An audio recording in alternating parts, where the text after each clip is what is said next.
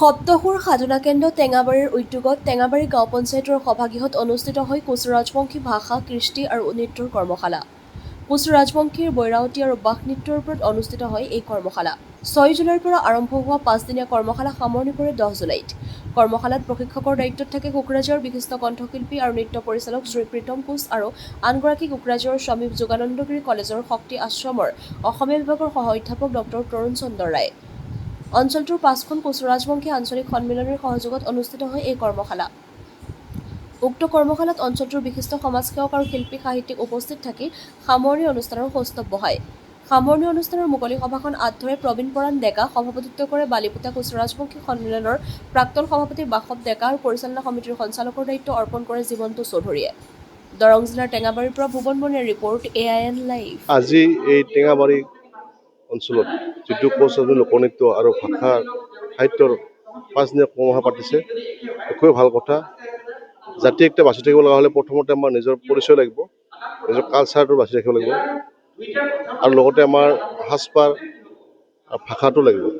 গতিকে আজি আমাৰ কোচ ভাষাটো এইখিনি অঞ্চলত বা উজনি অসমত হেৰাই যোৱা অৱস্থা হৈছে। যিটো আমাৰ মানুহ বিভিন্ন জেগাত বাস কৰি আছে, যোনে য'ত বাস কৰি আছে সেই ৰূপ ধাৰণ লৈ আছে, সেইটো ভাষা আয়ত্ব কৰি আছে। আজি আমাৰ কোচ কোকৰাঝাৰ জিলা, ধুবুৰী জিলা, বঙাইগাঁও জিলা, অভিভুক্ত গোৱালপাৰা জিলাত যিখিনি কোচ ৰাজবংশী আছে, মাত্ৰ সেইখিনি কোচৰ ভাষা ব্যৱহাৰ কৰি আছে। তথাপিও আমাৰ জেগা বিশেষে ভাষাখিনি বেলেগ বেলেগ, গৌৰীপুৰখিনি বেলেগ হয় বা কোকৰাঝাৰ ভাষাখিনি বেলেগ হ'ব। ভাষাটো এটা, কিন্তু জেগা বিশেষে অলপ বেলেগ বেলেগ হৈছে। উজনি অসমত আৰু মধ্য অসমত আমাৰ গোটেই নিজৰ ভাষাটো পাহৰি আজি অসমীয়া ভাষাটো সেইটো ব্যৱহাৰ কৰি আছে। সেইটো কাৰণে ভাষাটো শিকিবৰ কাৰণে আচলতে আজি 5 দিনীয়া ভাষাৰ এটা কৰ্মশালা পতা হৈছে। লগতে আমাৰ লোকনৃত্য যিবিলাক আছে, লোকগান, সেইবিলাকৰ অনুষ্ঠান ৰাখিছে, খুব ভাল লাগিছে। আৰু আমি অকল 5 দিনত আমি আচলতে কোনো নৃত্য বা ভাষা শিকিব নোৱাৰি। গতিকে আমাৰ ভাষা এটা শিকিবলৈ বহুত দিন সময় লাগিব আৰু নৃত্য শিকিব লগা বহুত সময় লাগিব। গতিকে 5 দিনত একোৱে নহয়।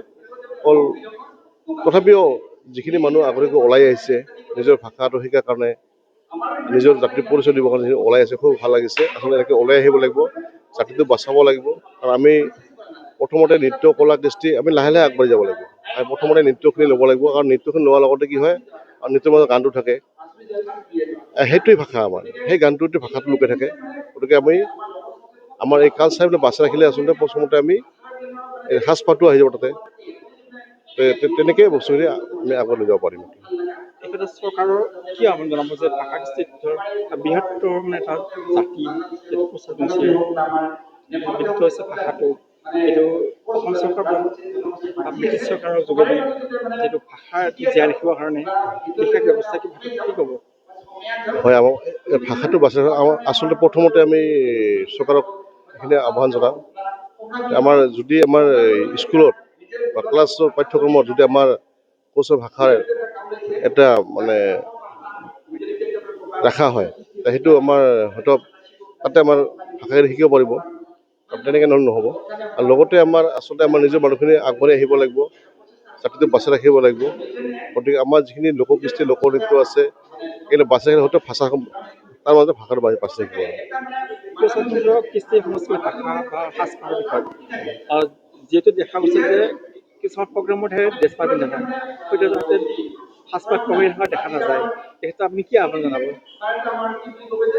মই আহ্বান জনাওঁ যাতে আমাৰ নিজৰ সাজপাৰখিনি পৰিধান কৰে। আজি যেনেকৈ বড়োসকলে নিজৰ দখনাখন সদায় পিন্ধে, আমাৰ আজি মহিলাখিনি আচলতে সেইটো পৰিধান কৰিব লাগে।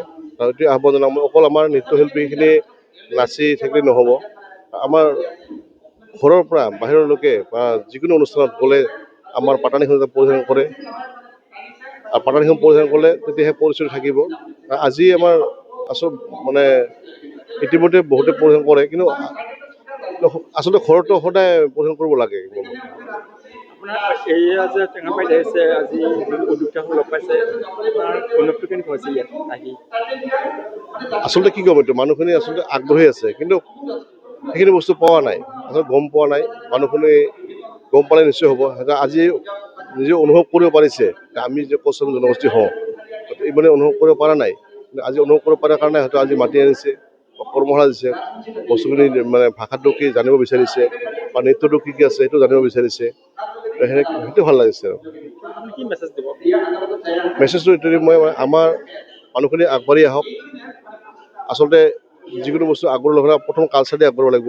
আজি আমি অকল ইয়াতে নহয়, আমি আজি 10 বছৰ 12 বছৰমান হ'ল আমি গোটেই অসমত আজি কোচ জনগোষ্ঠীৰ এনেকৈ কৰ্মশালাৰ যোগেদি আমি গোটেই অসমতে প্ৰতিখন জিলাত কোচ ৱৰ্কশ্বপ কৰিলোঁ আৰু যথেষ্ট মানুহ আগবাঢ়ি আছে আৰু যথেষ্ট মানুহে আগ্ৰহী নিজৰ পৰিচয় দিবৰ কাৰণে বৰ্তমান। এইটো ভাল আছে। আজি অকল ইয়াতে নহয়, উজনি অসম, ডিব্ৰুগড়, তিনিচুকীয়া যিমান জিলা আছে চবতে আমি এনেকৈ ৱৰ্কশ্বপ কৰিলোঁ আৰু কৰিও আছোঁ। আগৰ তুলনাত বহুত মানুহখিনি সজাগ হৈ আহিছে। মই আহিছোঁ কোকৰাঝাৰ জিলাৰ পৰা আৰু এই সপ্তৰ সাধনা কেন্দ্ৰ টেঙাবাৰী উদ্যোগত কলাইগাঁও নগৰ আঞ্চলিক কোচ ৰাজবংশী সন্মিলনী চৌধুৰীৰ পৰা এনেকৈ বালিপটা উটমাৰী এনেকৈ বীৰচিলাৰাই আঞ্চলিক কোচ ৰাজবংশী সন্মিলনীৰ সহযোগত যি 5 দিনীয়া আমাৰ কোচ ৰাজবংশী ভাষা সাহিত্য সংস্কৃতি নৃত্যৰ যি মানে কৰ্মশালা অলৰেডি মানে ইয়াতে এটা কৰ্মশালা পাতিছে। খুব এটা ভাল কথা, এটা পজিটিভ এটা ভাষাৰ ক্ষেত্ৰত এটা পজিটিভ এটা মানে ইয়াতে মানুহৰ মাজত সজাগতা আহিছে। কিন্তু এই ক্ষেত্ৰত আমি ইয়াতে দেখা পালোঁ যে ইতিমধ্যে মই 5টা দিন ক্লাছ কৰিলোঁ। ক্লাছ কৰাৰ সময়ত আমাৰ ৰাজবংশীৰ বহুত শব্দ ভিতৰে চলি আছে, কিন্তু আৰু চলি থকা অৱস্থাতে মানে কি হৈছে, কিছুমানে ভাবিছে মানে যিহেতু আমাৰ ভাষাটো মানে একেবাৰে ইয়াতে অজ্ঞাত, হয় নে নহয়? গতিকে অজ্ঞাত অৱস্থাত যদি মানে ৰাজবংশী শব্দ বা ভাষা সম্পৰ্কে যদি ইয়াতে এটা কৰ্মশালা পাতে তেতিয়া মানে খুব এটা ভালৰ কথা হ'ব। কিন্তু দেখা পাইছে যে বহুতখিনি ইয়াতে মানে ছাত্ৰ ছাত্ৰী ওলাই আহিছে, আমাৰ ৰাইজেও মানে সঁহাৰি দিছে, খুব ভাল লাগিছে।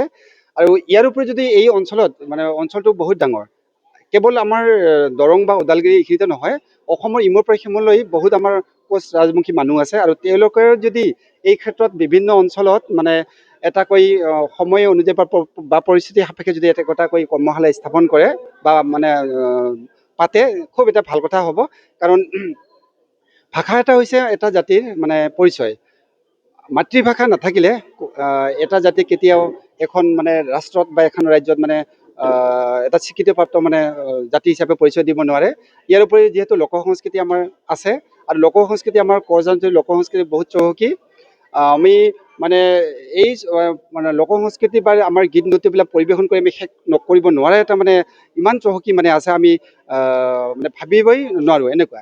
যিয়ে নহওক এই অঞ্চলৰ ৰাইজে যথেষ্টখিনি মানে নৃত্য বা আমাৰ ভাষা সম্পৰ্কে সজাগতা আহিছে। ইতিমধ্যে আমাৰ 5 দিনীয়া আমাৰ 6 জুলাইৰ পৰা 10 জুলাইলৈকে মানে এটা কৰ্মশালা পাতিলে। আগলৈ এনেকুৱা কৰ্মশালা পাতিলে আৰু ৰাইজে যদি মানে দলে দলে যদি ওলাই আহে, ভাষাটো সম্পৰ্কে জানিবলৈ যদি আহে, মানে যদি শিকে, খুব এটা মানে এটা সময়ত হয়তো আমাৰ ৰাজবংশী ভাষাটো যথেষ্টখিনি আমাৰ এটা তেওঁলোকৰ মাজত সোমাই পৰিব আৰু নিজকে মানে এটা ৰাজবংশী বা কোচ ৰাজবংশী জাতি হিচাপে পৰিচয় দিব পাৰিব। আনকি কেৱল এইটো নহয় যে মানে কৰ্মশালা পাতিলে যে এটা ভাষা শিকিব পাৰি এইটো নহয়। আৰু ইয়াত এটা নতুনকৈ আমাৰ কোচ ৰাজবংশী সাহিত্য সভা এটা পাতিব লাগিব, এইদৰে আমাৰ গোটেই অসমত পাতিব লাগিব। অলৰেডি আমাৰ বাংলাদেশ বা আমাৰ নেপাল, বাংলাদেশত যিখিনি কোচ ৰাজবংশী বসবাস কৰে, নেপালত যিখিনি কোচ ৰাজবংশী বসবাস কৰি আছে, আমাৰ পশ্চিমবংগত যিখিনি বা আমাৰ নামনি অসমত যে কোচ ৰাজবংশী বসবাস কৰিছে, তেওঁলোকে কিন্তু সাহিত্যৰ ক্ষেত্ৰত যথেষ্ট চহকী। মানে সেই ভাষাতে তেওঁলোকে সাহিত্য মানে চৰ্চা কৰি আছে, খুব এটা ভাল কথা। আৰু সেই সাহিত্য চৰ্চাখিনি যাতে আমাৰ ইয়াতো আমাৰ উজনি অসমৰ পিনেও যদি মানে সাহিত্য চৰ্চাটো থাকি যায় বা লাহে লাহে কৰিবলৈ আৰম্ভ কৰে, এটা আমি নিজকে গোটেইখিনি মানে কোচ ৰাজবংশী মানে জাতি হিচাপে পৰিচয় দিবলৈ সক্ষম হ'ম। আৰু এই দিশত আমি এই ৰাইজৰ যাতে আমাৰ তেওঁলোকে ওলাই আহে, তেওঁলোকে যাতে এনেকুৱা কৰ্মশালা ঘনে ঘনে পাতি থাকে আৰু তেওঁলোকে যাতে সৰু ডাঙৰৰ পৰা মানে যিমান বয়সস্থ মানুহ আছে, মহিলা পুৰুষ চবেই যাতে ওলাই আহে, আৰু তেতিয়াহে হয়তো আমাৰ সজাগতা যিটো আমাৰ প্ৰচেষ্টা হয়তো এটা আমি সফল হ'ম বুলি আমি ভাবিম। সপ্তহৰ সাধনা কেন্দ্ৰ টেঙাবাৰীৰ উদ্যোগত 5টা আঞ্চলিক লগ হৈ আমি এইবেলি কোচ ৰাজবংশী নৃত্য আৰু ভাষা সাহিত্যৰ ওপৰত 5 দিনৰ কৰ্মশালা এটি আয়োজন কৰিছিলোঁ। আমি বিগত কেইবাবছৰ ধৰি এনেকুৱা কৃষ্টিৰ কৰ্মশালা অনুষ্ঠিত কৰি আহিছোঁ। এইবেলিও আমি কোকৰাঝাৰৰ পৰা বিশিষ্ট কণ্ঠশিল্পী আৰু নৃত্য প্ৰশিক্ষক সন্মানীয় প্ৰীতম কোচদেৱক আমন্ত্ৰণ জনাইছিলোঁ। ভাষা সাহিত্যৰ কাৰণে আমি কোকৰাঝাৰ নিবাসী সন্মানীয় তৰুণ চন্দ্ৰ ৰায়দেৱক আমি আমন্ত্ৰণ জনাইছিলোঁ। তেখেতসকল আমাৰ এই 5 দিনীয়া কৰ্মশালাত যথেষ্টখিনি কষ্ট স্বীকাৰ কৰি আমাৰ পৰীক্ষাৰ্থীসকলক প্ৰশিক্ষণ প্ৰদান কৰিছে। আজি আমাৰ অন্তিম দিন।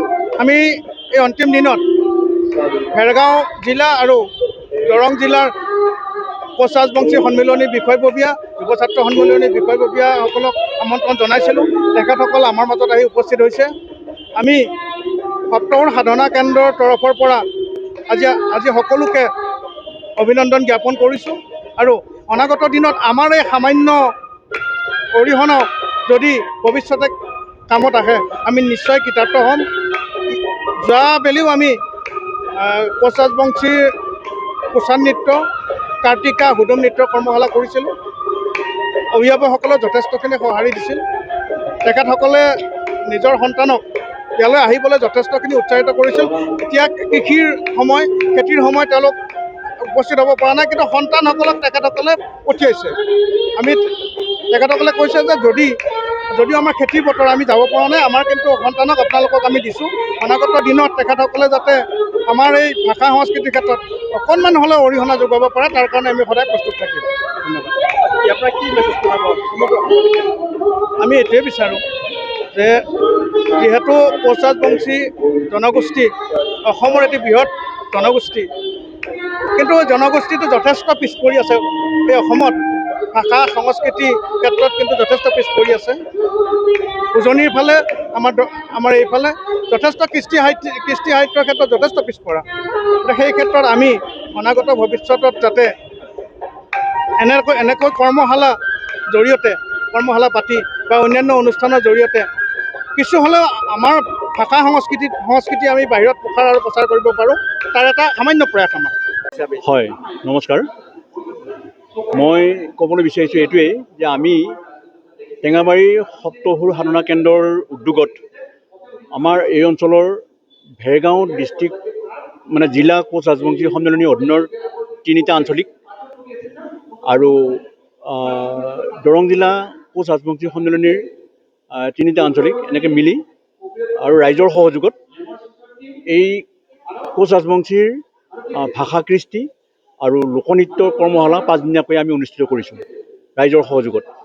এতিয়া এই অনুষ্ঠানত আমি আচলতে 5টা দিনত ভাষা আৰু কৃষ্টি অধ্যয়ন কৰি শিকি লোৱাটো ইমান সহজ কথা নহয়, আৰু শিকোৱাটো ইমান সহজ কথা নহয়। একদিনীয়া বস্তু নহয়, এইটো বিষয় নহয়। গতিকে আমি ভাবিছোঁ এই অঞ্চলত এটা জাগৰণ হওক, কাৰণ যিহেতু আমাৰ এই অঞ্চলত আমাৰ দৰং অঞ্চলত বিশেষকৈ কোচ ৰাজবংশী ভাষা কৃষ্টিটোৰ ওপৰত বহুত আমাৰ অভিজ্ঞতাটো কম, ৰাইজৰ কম। আমাৰ 2-এজনে হয়তো ব্যক্তিগতকৈ হয়তো শিকিছে, কিন্তু আমি আনুষ্ঠানিকভাৱে ৰাজহুৱাভাৱে আমি শিকিবলৈ সুবিধা পোৱা নাই।